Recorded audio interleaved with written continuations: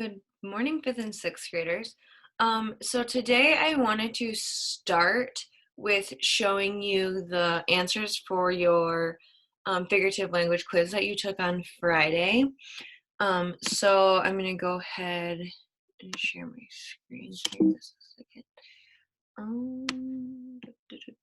Okay, so here it is. So for the first six, you're matching the type of figurative language with the example that they give you. So repetition of the first consonant sounds is alliteration, human qualities to objects, ideas, or animals, personification, and extreme exaggeration is hyperbole, comparison between two unlike things using like or as, simile, comparison between two unlike things that does not use like or as, metaphor, and words that spell out the sounds, onomatopoeia.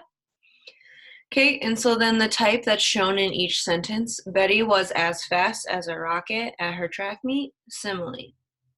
The delicious ice cream cone was a mile high, hyperbole. The trees were dancing in the huge thunderstorm, personification. Drip, drop, the rain steadily fell onto the street, personification,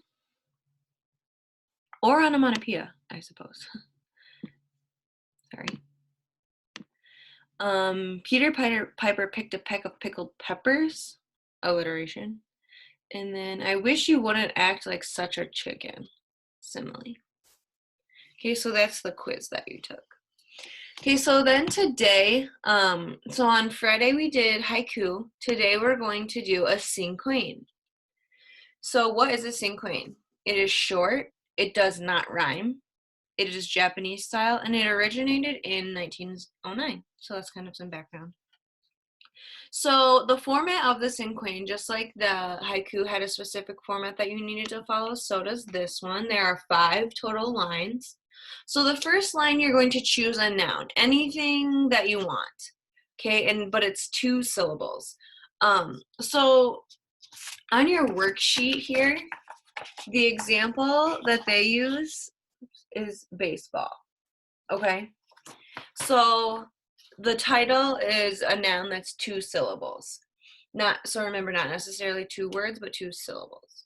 Okay, the next line is a description using 4 syllables. So maybe it's 4 1-syllable words, 2 2-syllable words, a 3-syllable word, and a 1, whatever. 4 syllables describing your noun.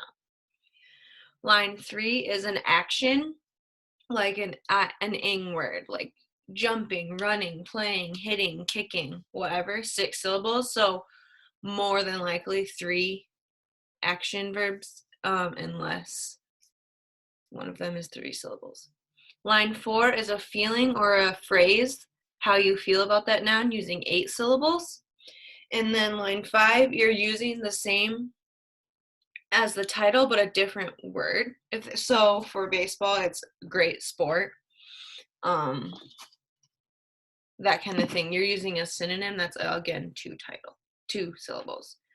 Okay, so like I said, here is the example, baseball. Then description, bats, balls, helmet. Action, 6 syllables, hitting, fielding, pitching. Okay, and then 8 syllables, just a feeling. This person feels that it's the greatest game in the whole world. Okay, and then this one says action. On your worksheet, it says great sport. I think that's maybe a typo there. So great sport, okay? Here's another example. Ice cream, cold and yummy, licking its sweet richness.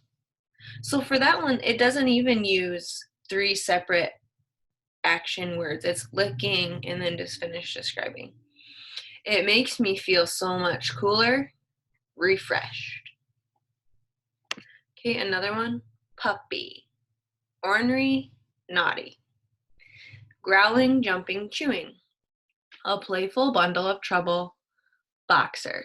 So in this example, I would assume that this person's dog's name is Boxer.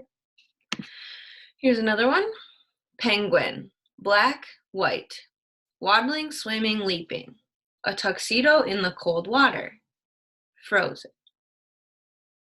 Okay, so I wanted to share with you then my examples. This first one you guys are not going to be surprised by at all. Okay, so I did coffee, dark, delicious, drinking, smelling, tasting, necessary for everyday life, latte is a synonym. Okay, then my other example, I see, great, welcoming, teaching, learning, praying. Feels like home, the best place to learn, our school. Okay, so then on your worksheet, you're going to come up with 2 examples and then share either one with me. Then what it's going to have you do is try and use, this says 3, but I say 1, at least 1 figurative language somehow. So my first type of figurative language that I use is a simile. In the poem about I see, feels like home. Okay, that's a simile. It uses like. And then in my one about coffee, while I believe this is not an exaggeration, many people will. So a hyperbole that I used is necessary for every day. Okay, it is kind of an exaggeration because I would survive without it, but I don't want to. Okay, so that is a cinquain. Let me just double check that we got all of the examples. Yep, so you're going to take out your worksheet and come up with 2 cinquain poems and try and use at least one form of figurative language. Okay, good luck. I can't wait to read them.